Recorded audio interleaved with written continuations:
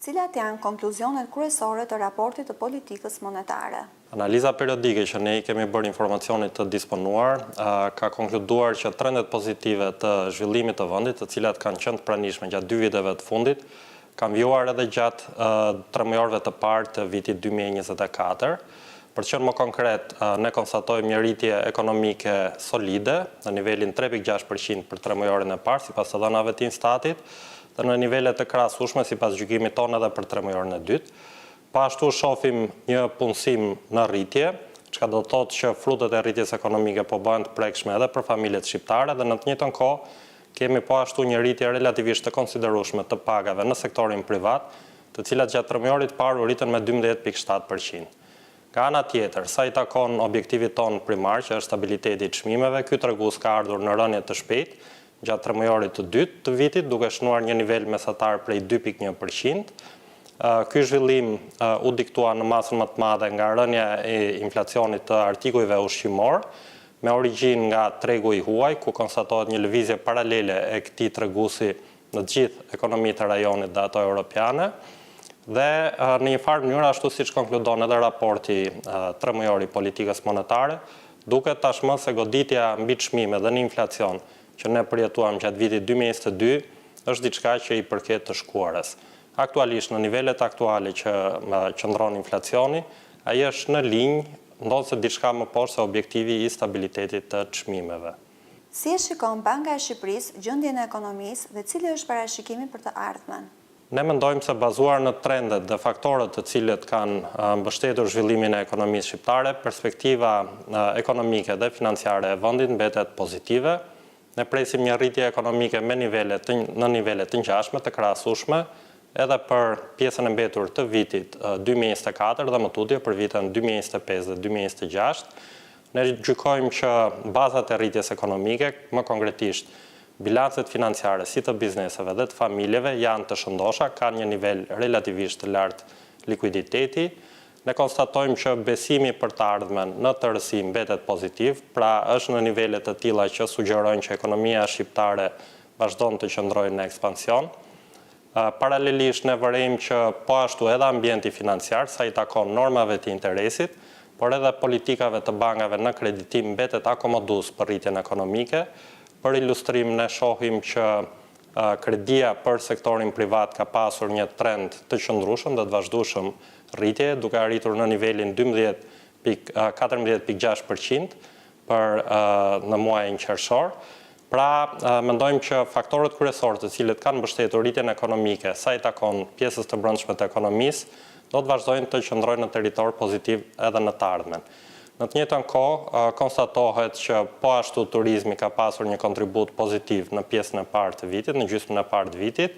dhe bazuar në të dhënat e tërthorta indirekte të sezonit turistik, duket që ky trend do të vazhdojë po ashtu edhe në pikun e sezonit, që janë muajt e verës, po edhe më tutje gjatë pjesës të mbetur të vitit 2024. Pra ne mendojmë që ekonomia shqiptare do të vazhdojë të rritet dhe kjo do të shoqërohet po ashtu me rritje punësimi dhe pagash dhe po ashtu edhe me një gjendje të qëndrueshme financiare të sektorit privat. Nga ana tjetër, në lidhje me inflacionin, ne mendojmë që ky tregues do të qëndrojë pranë niveleve aktuale, pra të themi në intervalin 2-2.5% për pjesën e mbetur të vitit 2024, por gradualisht në të ardhmen ky do të në vitin duke filluar nga viti 2025, ne presim që ky tregues të kthehet në objektiv, pra në nivelin 3% që përbën edhe objektivin e Bankës të Shqipërisë. Pse Banka e Shqipërisë vendosi të mbajë të pandryshuar normën bazë të interesit? Mendoj që ishte një vendim i duhur në stadin aktual të zhvillimit të ekonomisë shqiptare dhe për më tepër duke marrë parasysh ecurinë dhe pritjet për inflacionin. Dëshiroj të riteksoj për publikun e gjerë që politika jonë monetare dhe më konkretisht niveli normës bazë të interesit artohet ekskluzivisht në funksion të përmbushjes të objektivit ton primar, që është stabiliteti i çmimeve i përkthyer si një nivel inflacionit 3%. Pra përsa kohë në gjykimin ton, presionet e përgjithshme inflacioniste, duke marrë parasysh presionet e brendshme që vijnë qoftë nga kërkesa për mallra dhe shërbime, po qoftë edhe nga rritja e pagave dhe kostove të prodhimit, dhe nga ana tjetër po ashtu presionet e huaja inflacioniste, të cilat vijnë nga inflacioni i partnerëve tanë tregtar dhe nga ecuria e kursit këmbimit në projekcionet tona, në pritjet për të ardhmen janë në linjë, pra janë konsistente me përmbushjen e objektivit ton të stabilitetit të çmimeve. Në të njëjtën kohë, po ashtu edhe balanca e rreziqeve, sikurse u tha në njoftimin e fundit përshtyp të Këshillit Mbikëqyrës, në gjykimin ton vijon të mbetet neutrale, që do të thotë ka pa gjasa që shmangja të jetë në drejtimin pozitiv, saqka që shmangja të jetë në drejtimin negativ. Dhe duke marrë parasysh këtë tërësi faktorësh, Këshilli Mbikëqyrës vendosi të mbajë të pandryshuar normën bazë të interesit. Dëshiroj të theksoj se Këshilli Mbikëqyrës gjatë gjithë përballjes që ka pasur me goditjen nga çmimet në tregjet e huaja ka qenë mjaft i kujdesshëm në hartimin e politikës monetare. Pra ne natyrisht si dhe gjithë partnerët tanë tregtar u detyruam të ndërmerrnim një normalizim të qëndrimit të politikës monetare gjatë vitit 2022 dhe 2023 për të kontrolluar presionet inflacioniste që na vinin nga tregjet e huaja.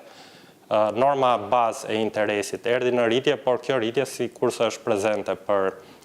besoj të gjithë publikun e gjerë, po dhe tregjet financiare, ishte mjaft me ulët se rritja që u aplikua nga partnerët tanë tregtar.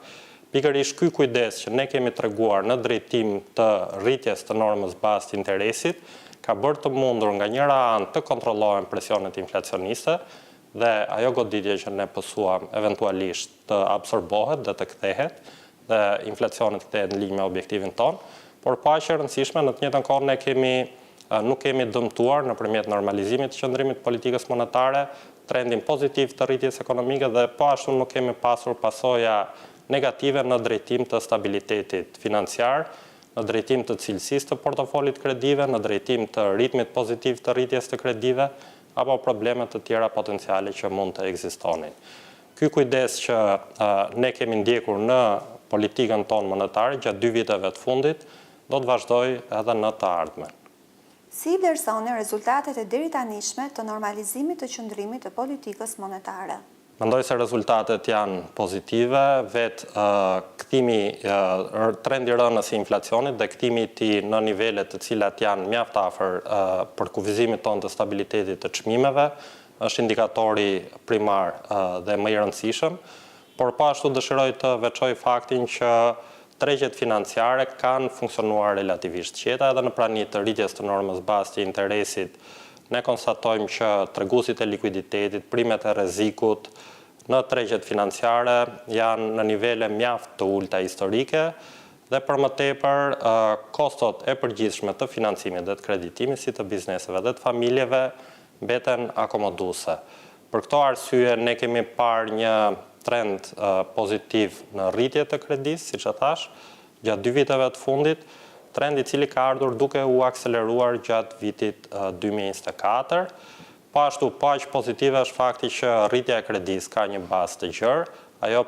predominohet nga rritja e portofolit të kredisë në lek, i cili aktualisht ka një rritje vjetore prej 20%, por ka një kontribut pozitiv edhe nga rritja e portofolit të kredisë në valutë. Po ashtu, ky fluks kredie që shkon për sektorin privat shqiptar, i ka shërbyer si bizneseve kryesisht për zgjerimin e kapaciteteve produse, pra ka qenë një kredi e orientuar drejt financimit të investimeve,